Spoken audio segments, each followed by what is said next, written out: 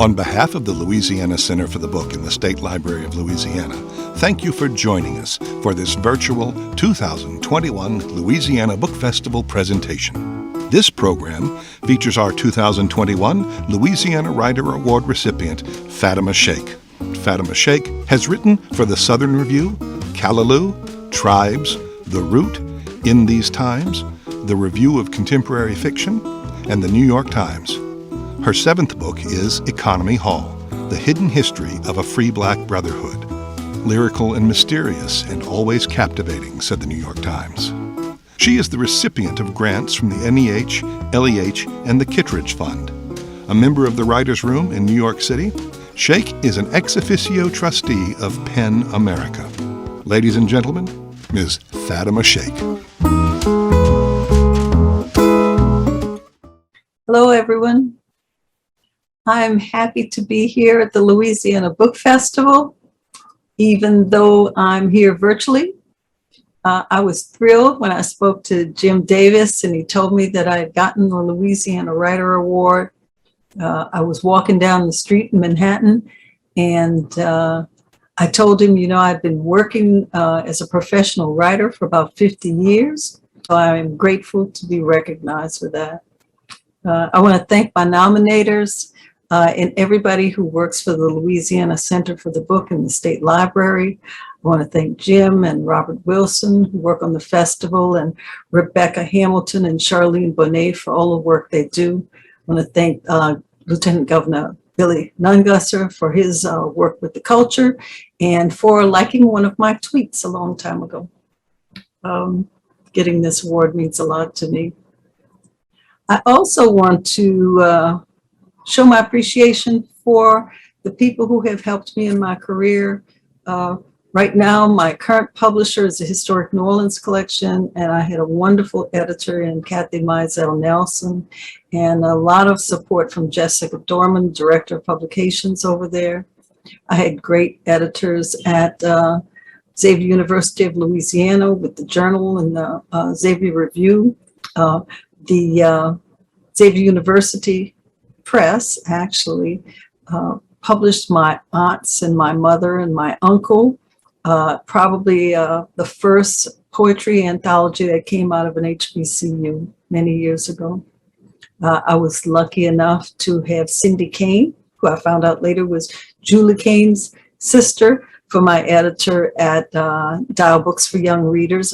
And I also had wonderful editors, city editor and managing editor at the New Orleans Times-Picayune many, many years ago, who were very supportive of my career. The other people that I want to show my appreciation for are the people in my community who created the Nora Narver Library. They built it in the 1950s, not that far from my house, and I was able, when I was a child, to walk over there. So, I just really love libraries and librarians. They are people who respect ideas. They are courageous. They defend free speech. They know that worlds can be created inside the pages of this little object that you can carry around. They basically want to know everything and anything. So today, I'm going to tell you a little about myself as a writer. I'm going to give you some inside information about what I know and how I know it.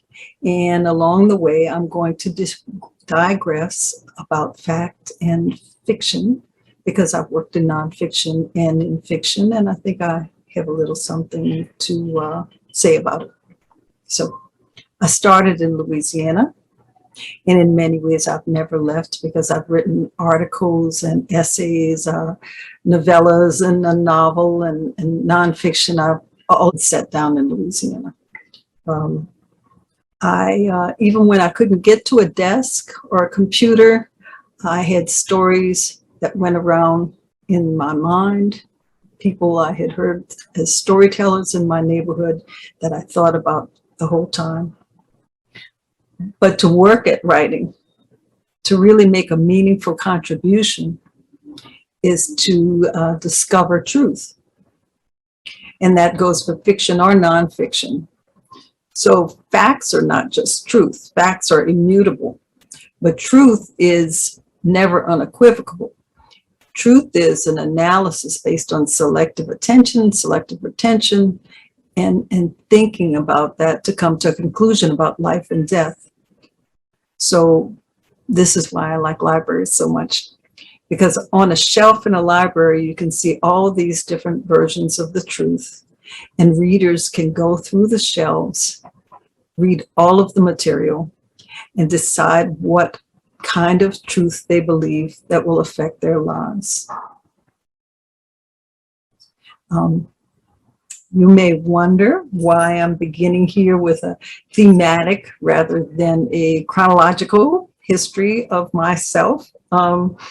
I think that you can read my biography and you'll listen to Susan Larson's interview and you'll know a lot about the things that I wrote.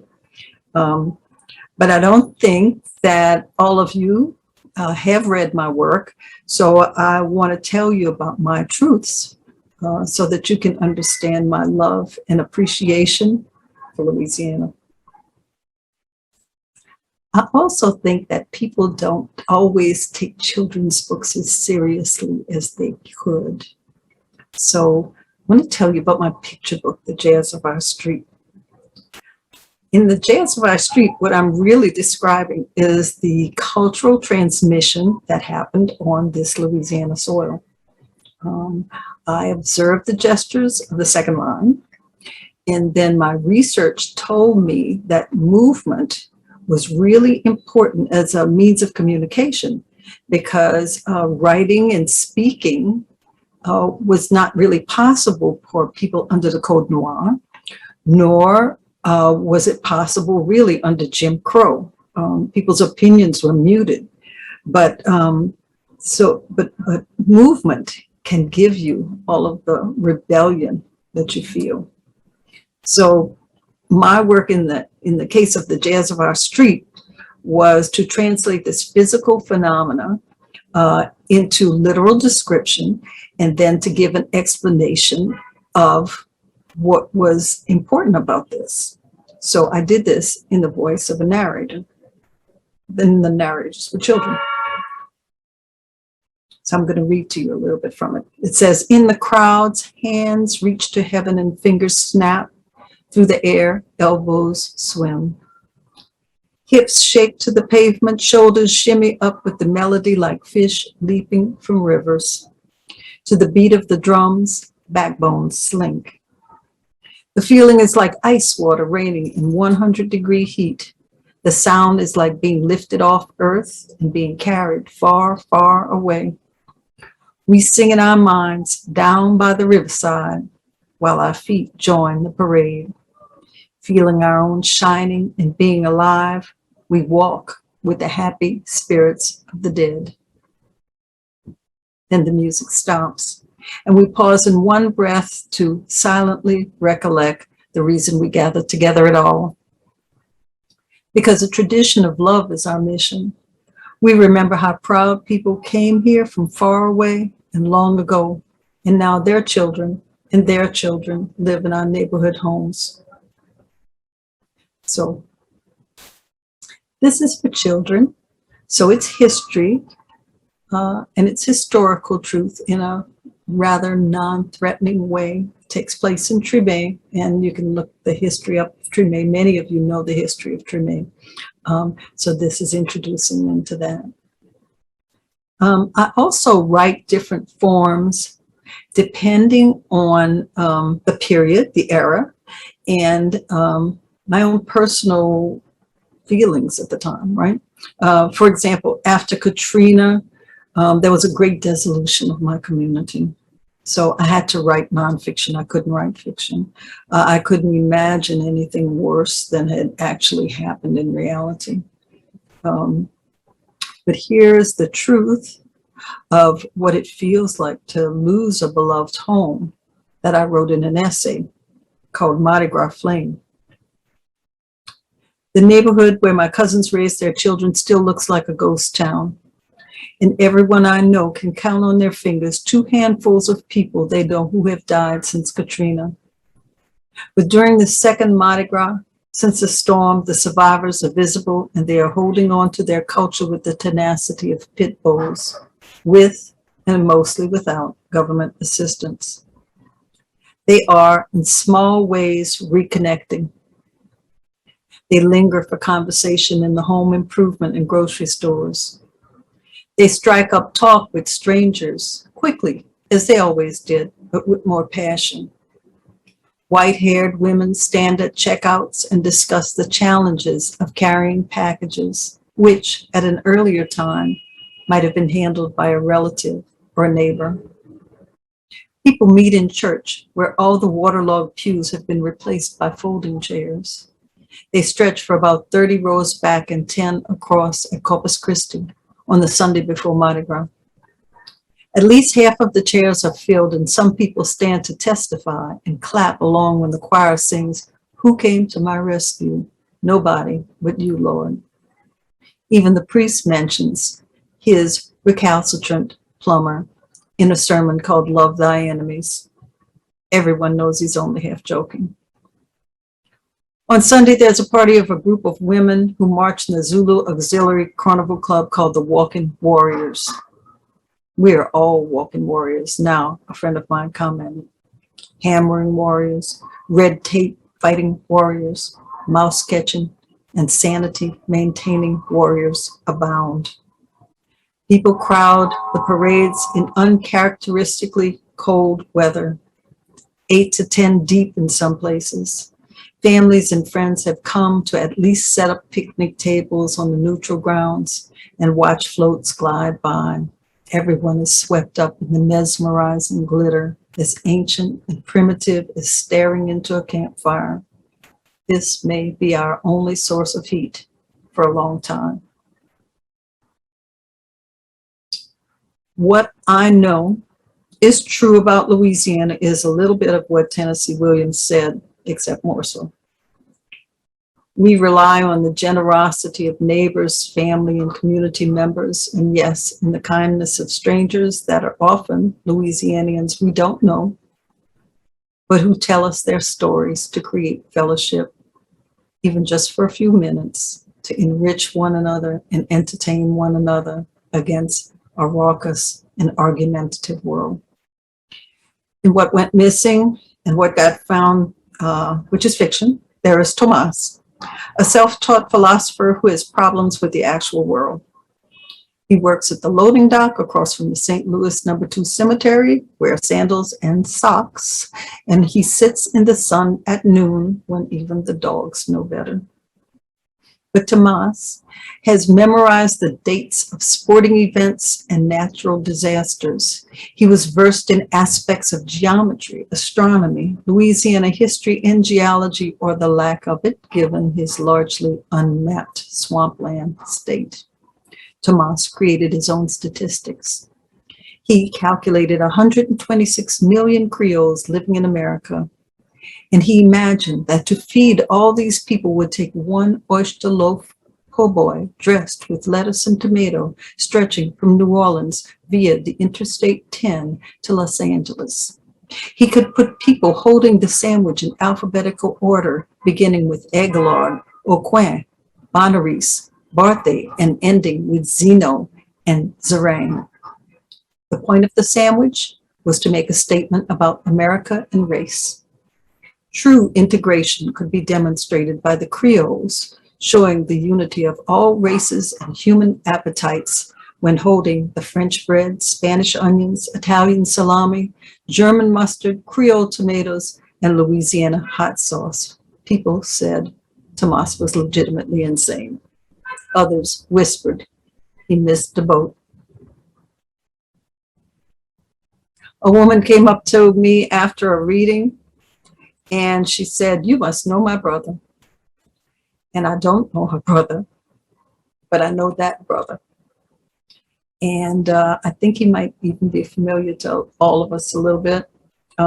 Somebody with too much information and trying to make sense of it. I work hard at language and form to really capture the truth of Louisiana. And I'm so honored to receive the Louisiana Writer Award. I try try to incorporate, for example, the musicality of our syntax, the meaning of our paralanguage, those grunts and sighs. I try to follow the logic of our ideas and show the passion of our desires.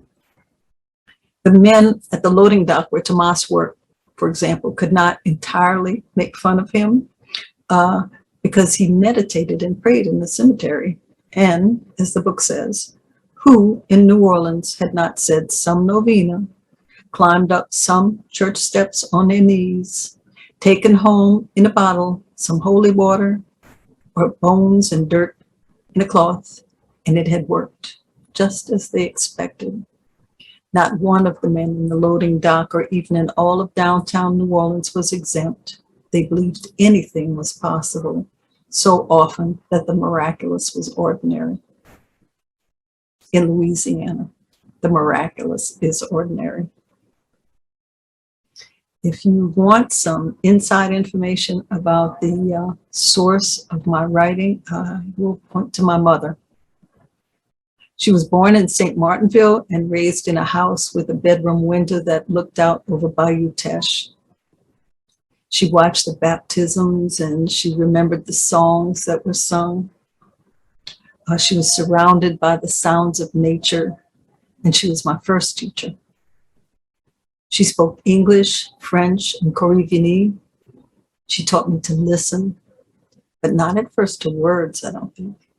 What I remember is that she taught me about languages and meaning through the songs of birds, the different calls of the mockingbird, the blue jay, and the bobwhite. Then she taught me to whistle. My mother was the granddaughter of a slave. As a writer seeking the truth, I had to reconcile Louisiana's beauty and its bondage. Here's a conflict as described in my book, Economy Hall, which is nonfiction. First, you're going to hear the point of view of the narrator and then of Luja Bogil, who is the secretary of the Economy Society and a real person. It's from the book. On southern plantations, enslaved families rose before dawn to break ground on land with an impossible horizon. In Louisiana, they cut cane, fed animals, built houses and furniture, and performed other chores, neither menial nor meaningless, but essential to the United States advancement. Louisiana's economy and New Orleans' reputation as a center of progress. At the base of this prosperity were the enslaved, like Atlas, holding the international economic system on their shoulders. Slavery expanded the new market-driven and profitable American system. It was available to everyone except the enslaved who stayed at the bottom. The Catholic Church owned enslaved people. The government used enslaved laborers. Entrepreneurs sent them to run errands, and housewives ordered them to clean. Most enslavers told themselves that they were helping the poor savages in their midst, repeating the assertion so often that some firmly believed it was true. But Bogil, on the other hand, was neither naive nor willfully ignorant. He knew that a man who purchased another person stepped on him with a heavy boot in order to climb. As for the territories of the heart under this legal system, Bogil, an intellectual versed in ancient history, knew that human nature did not change. So, about me as a writer, I work to give readers facts, then knowledge that might lead them to some kind of internalized equity and empathy. I want people to leave my books with an open heart so that they can recognize the next person they encounter. I left for New York in 1978 to become a writer at the center of publishing. But I continued to dream of the roof lines of the houses of my neighborhood at sunset. As I swam laps in cold northern pools, I counted the number of steps from my house to Esplanade Avenue.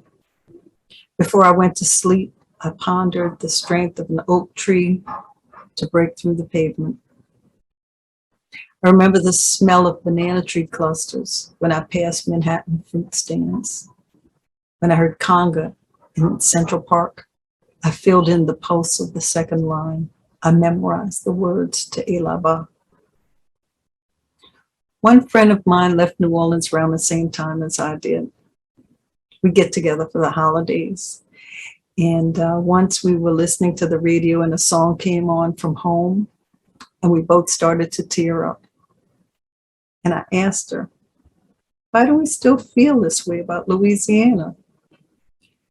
She told me, because we are people of the land. I am a writer of this land. And I left it, but I never escaped it. And I'm really grateful to get this Louisiana Writer Award because I am happy that you remembered me. Thank you.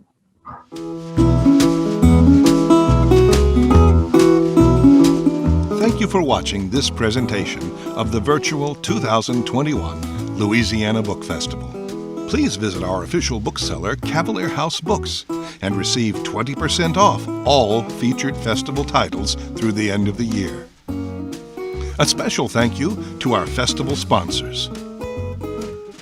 The Louisiana Book Festival will return on October 29th, 2022.